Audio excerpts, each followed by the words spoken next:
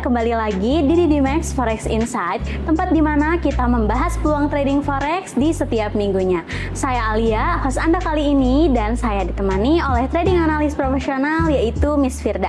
Halo Miss Firda, gimana kabarnya? Alhamdulillah baik. Oke, siap. Boleh kita langsung lanjut aja ke pertanyaan yang pertama, yaitu bagaimana dampak rilis CPI Australia terhadap pergerakan AUD USD minggu ini, Miss? Untuk Australia ini akan merilis CPI month to month, CPI Y to Y, dan trim main CPI. Forecastnya ini menunjukkan inflasi masih di kisaran 3,5% Y to Y ya, sedikit di atas target RBA sebenarnya. Dan inflasi yang masih tinggi ini membuat pasar bingung, apakah RBA akan tetap hawkish atau mulai membuka peluang pelonggaran. Nah, jika CPI aktualnya ini lebih tinggi dari forecast, AUD berpotensi menguat tajam karena ekspektasi suku bunga tingginya lebih lama, dan sebaliknya ketika CPI yang lebih rendah ini bisa memicu tekanan jual AUD. Untuk trader perlu fokus pada trim main CPI karena ini indikator favorit RBA ya. Memahami ini membantu trader tidak salah posisi saat volatilitas AUD-nya meningkat gitu. Oke, boleh langsung kita lanjut ke pertanyaan yang kedua. Seberapa besar pengaruh kebijakan Bank of Canada terhadap CAD minggu ini, Miss? Untuk BOC ini akan merilis Monetary Policy Report ya, Rate Statement, dan First Conference dengan suku bunga perkirakan tetap di 2,25%. Meski suku bunganya ini diprediksi tidak berubah, pasar lebih fokus pada nada kebijakan antara hawkish dan juga dovish. Jika BOC terdengar dovish karena perlambatan ekonomi, CAD-nya bisa melemah, terutama terhadap USD. Sebaliknya, nada hawkish bisa menahan pelemahan CAD. Untuk trader CAD, sebaliknya tidak hanya melihat angka suku bunga, tapi membaca arah kebijakan ke depan untuk menemukan strategi yang lebih presisi. Oke, lanjut ke pertanyaan yang ketiga. Apakah keputusan FOMC berpotensi mengguncang pasar USD secara besar? The Fed ini akan mengumumkan Federal Fund Rates, FOMC Statement, dan Fresh Conference. Suku bunga ini diperkirakan tetap ya, yaitu di 3,75%. Pasar sedang sensitif terhadap sinyal pemangkasan suku bunga.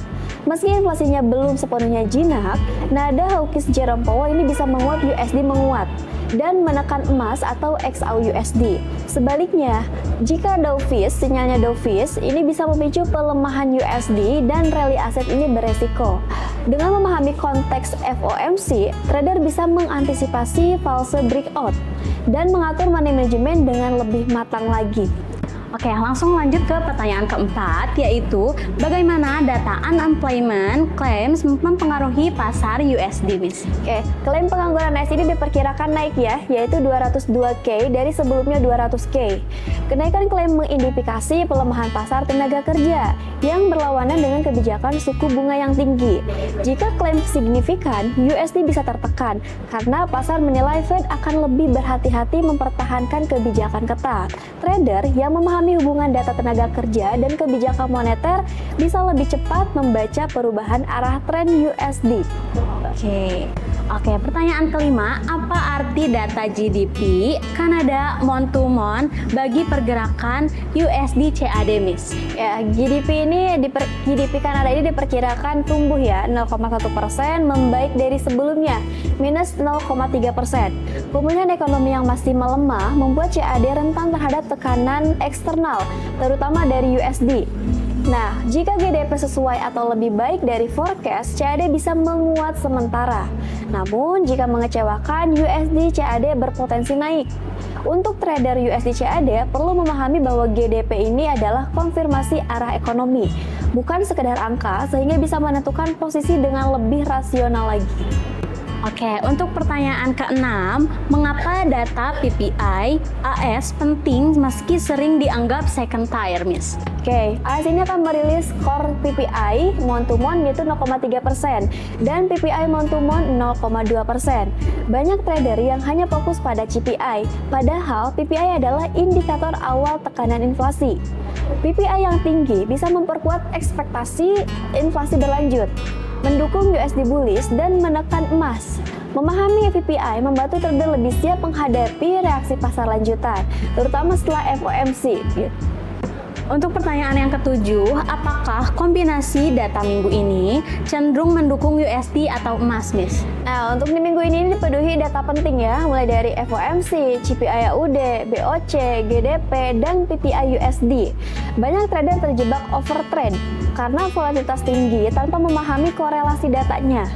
Jika Fed tetap hawkish dan data PPI solid, USD cenderung kuat dan XAU-USD berpotensi koreksi. Namun, jika data Fed melunak, emas bisa kembali jadi safe haven. Dengan pendekatan berbasis data, trader bisa menyaring noise pasar dan fokus pada peluang yang paling rasional. Oke, sekarang lanjut ke pertanyaan yang terakhir, yaitu ke-8. Strategi apa yang paling masuk akal untuk trader retail menghadapi minggu penuh data ini, Miss? Nah, kalender ekonomi ini menunjukkan high impact events hampir tiap hari. Trader retail sering masuk tanpa rencana saat volatilitas meningkat gitu. Tanpa strategi risiko, terkena whipsaw dan stop loss beruntun jadi lebih besar. Trader sebaiknya fokus pada pair utama seperti Euro USD, XAU USD, AUD CAD, dan USD CAD. Tunggu konfirmasi pasca rilis datanya dan gunakan manajemen risiko yang disiplin agar peluang tetap optimal. Oke, terima kasih Miss untuk jawabannya. Oke, itu dia pembahasan Forex Insight di minggu ini. Semoga pembahasan yang kita bahas menjadi peluang trading Forex yang baik untuk Anda di minggu ini. Saya Alia. Dan saya Firda. Happy cuan. See you guys.